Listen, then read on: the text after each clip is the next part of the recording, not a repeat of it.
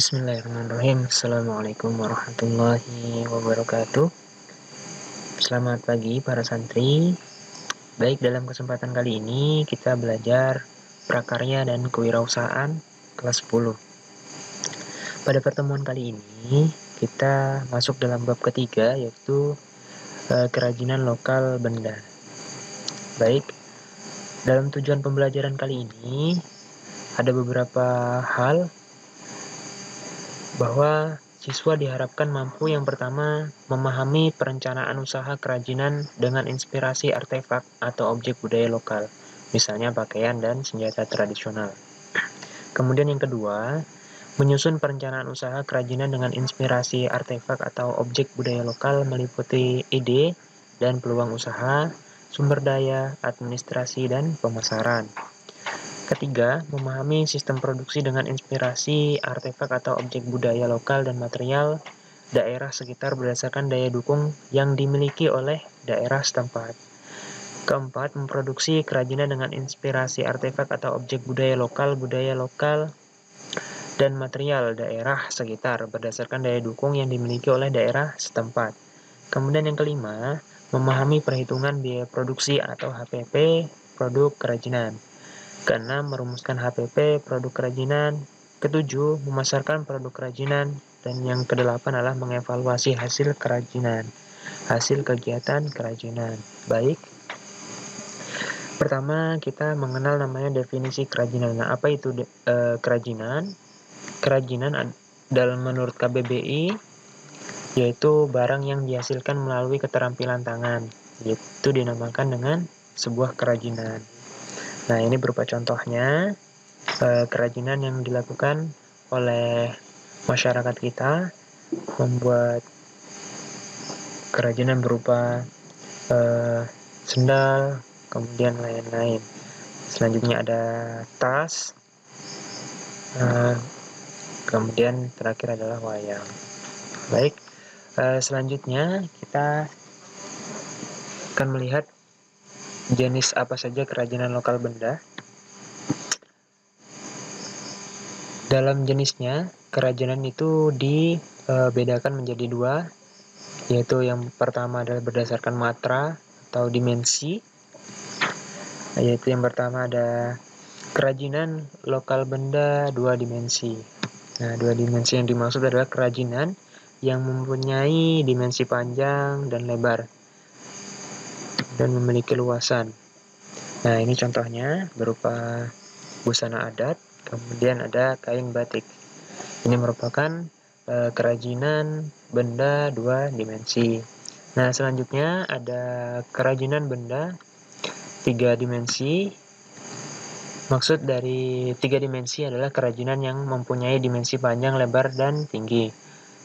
Kemudian memiliki massa dan volume. Contohnya, ini berupa guci, kemudian patung kuda. Nah, ini contoh-contoh dari jenis kerajinan berdasarkan matra atau berdasarkan dimensi. Nah, selanjutnya, untuk jenis yang kedua berdasarkan material. Yang tadi berdasarkan dimensi, yang kedua berdasarkan material. Nah, apa saja? Yang pertama ada berupa kain batik. Ini materialnya berupa tekstil, ya, bahan kain tekstil. Kemudian wayang kulit. Nah, selanjutnya berupa senjata atau keris di sini. Kemudian ada noken. Noken ini berupa tas, ya, bentuknya.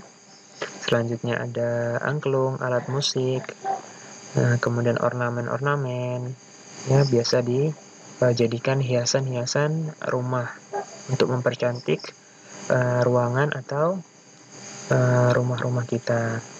Selanjutnya ada candi. Nah, candi ini merupakan juga kerajinan lokal benda berdasarkan material penyusunnya adalah batu.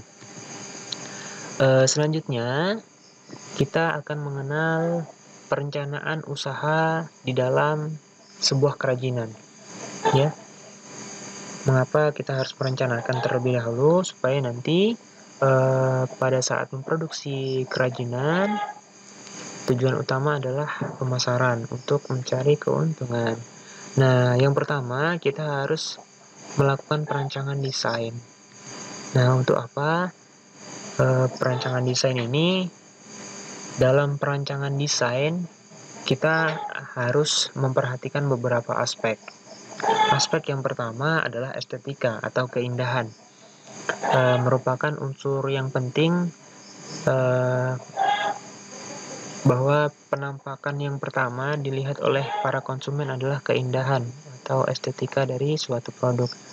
Kemudian yang kedua, aspek kebiasaan masyarakat. Nah, ini bisa menganalisa kebiasaan-kebiasaan masyarakat yang ada di sekitar kita. Kemudian melakukan desain produk apa yang akan kita produksi.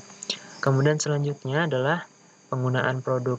Nah, ini berdasarkan analisa kita, produk apa yang sering digunakan oleh para konsumen. Nah, selanjutnya itu ada standarisasi atau ukuran produk, dan yang terakhir adalah bahan dan pengemasan. Dalam perencanaan usaha, yang pertama tadi ada desain, perancangan desain, kemudian yang kedua kita mengenal namanya sistem produksi. Nah, sistem produksi adalah langkah dan rangkaian pengolahan atau pembuatan sebuah produk. Nah, yaitu dengan memperhatikan beberapa aspek juga. Yang pertama ada operasi atau produksi, kemudian marketing atau pemasaran, selanjutnya ada finance atau keuangan. Nah, beberapa aspek ini merupakan unsur utama di dalam kita melakukan sistem produksi sebuah usaha. Mengapa? Karena akan menjamin prospek ke depan. Nah, selanjutnya adalah pengelolaan sumber daya usaha kerajinan. Nah, jadi setelah kita melakukan produksi, melakukan usaha tadi, maka kita harus mengolahnya atau kita harus mengelolanya dengan baik agar produksi kita berkesinambungan dan selalu terjaga kualitasnya. Sumber daya yang dimaksud di sini ada beberapa aspek, baik berupa atau manusia, kemudian yang kedua adalah money atau uang, yang ketiga material atau bahan baku. Setelah itu ada mesin. Mesin ini gunanya untuk mempermudah kinerja manusia, agar manusia ini dapat bekerja secara efektif dan efisien, serta waktu yang digunakan juga semakin efektif untuk waktu yang lain. Kemudian yang kelima ada metode atau tata cara yang terbaik yang bisa dilakukan dalam sistem produksi kerajinan. Dan yang keenam adalah market adalah pemasaran. Walaupun menjadi aspek yang terakhir di sini, namun pemasaran juga menunjang penuh dalam berlangsungnya usaha. Baik tidaknya atau untung ruginya suatu produksi tergantung dari bagaimana market atau pemasaran nantinya. Ya, ini bebannya. Nah, selanjutnya kita akan membahas terkait dengan pemasaran produk kerajinan. Setelah kita produksi, setelah kita olah dengan baik, kita kelola dengan cukup efektif dan efisien tadi, maka selanjutnya kita akan melakukan namanya pemasaran produk kerajinan. Nah, dalam pemasaran kita mengenal namanya strategi 4P, ya. Yaitu yang pertama adalah produk, ya. Produk apa yang kita mau hasilkan. Kemudian yang kedua price atau harga berapa yang cukup bisa bersaing di pasaran. Kemudian place adalah tempat mana yang akan kita jadikan pasar nantinya. Selanjutnya adalah promotion. Nah, promotion ini bentuknya bisa secara virtual, digital, via media sosial, baik itu berupa Facebook, kemudian Instagram, advertisement, dan lain-lainnya. Itu promosi-promosi secara virtual. Kemudian bisa promosi secara langsung, yakni dengan melakukan penawaran-penawaran ke masyarakat atau memerlukan tenaga sales marketing. Nah, terakhir ini adalah evaluasi kegiatan usaha kerajinan. Jadi setiap usaha yang kita lakukan, pengelolaan yang desain yang bagus, kemudian pengelolaan yang baik, selanjutnya adalah pemasaran yang strategis, terakhir adalah evaluasi kegiatan usaha kerajinan. Untuk apa? Untuk nanti mengevaluasi kinerja, bagaimana kinerja yang sudah dilakukan, sehingga ke depan bisa